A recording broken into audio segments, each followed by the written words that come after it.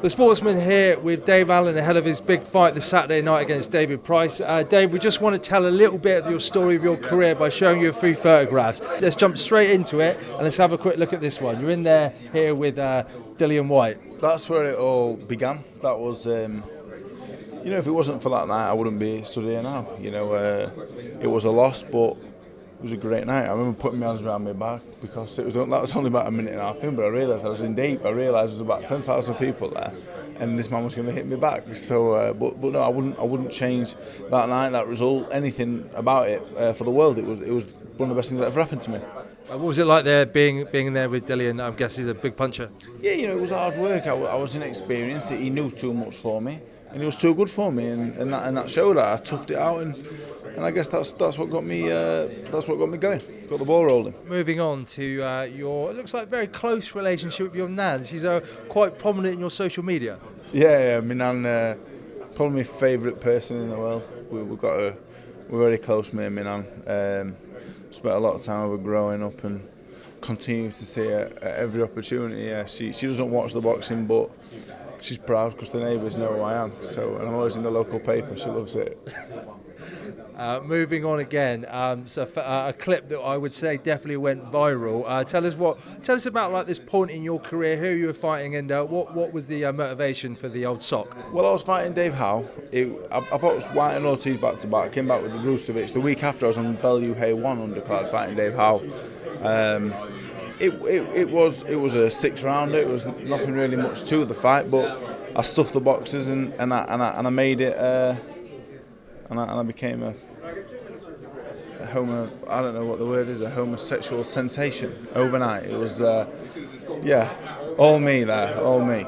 Moving on again, you were invited into the Babestation studios. So tell us how that came about and what that experience was like. Well, I just sent a tweet out saying that Babestation, as a kid, they got me through a lot of hard times. And I landed in New York to watch Khabib. Khabib had a fight in New York when McGregor threw the coach.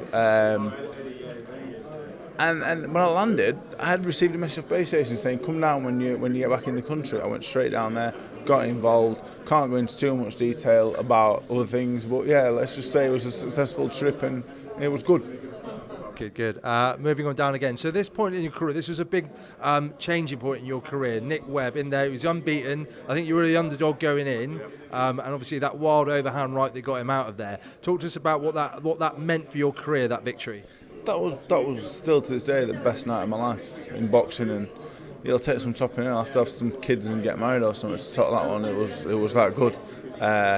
Really like Nick Webb as well. It was just, and as much as it sounds, because I like him so much, it's nice to I'll always have a place for him in my heart for that night. I'm so grateful that I got given the opportunity by him and by Eddie and by Sky and everyone else. It was just the greatest night ever.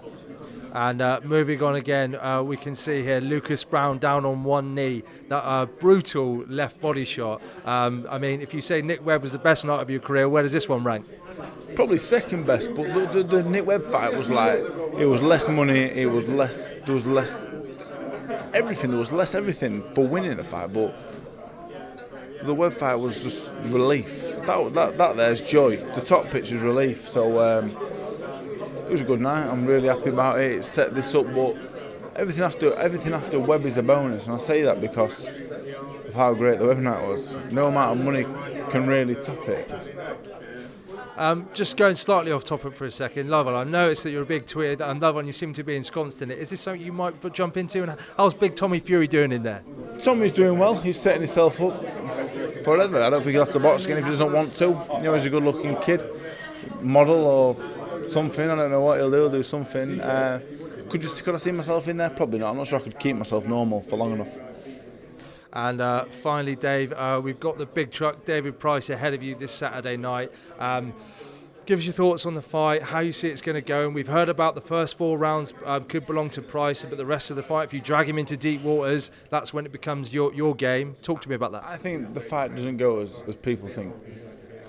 That's all I'm going to say. But it won't go how people think at all. We'll get a prediction. Everyone's idea of how the fight's going to go we'll see Saturday night. You'll see something that you've never seen before from me. Dave Allen, thank you for speaking to the Sportsman. Thanks for your time.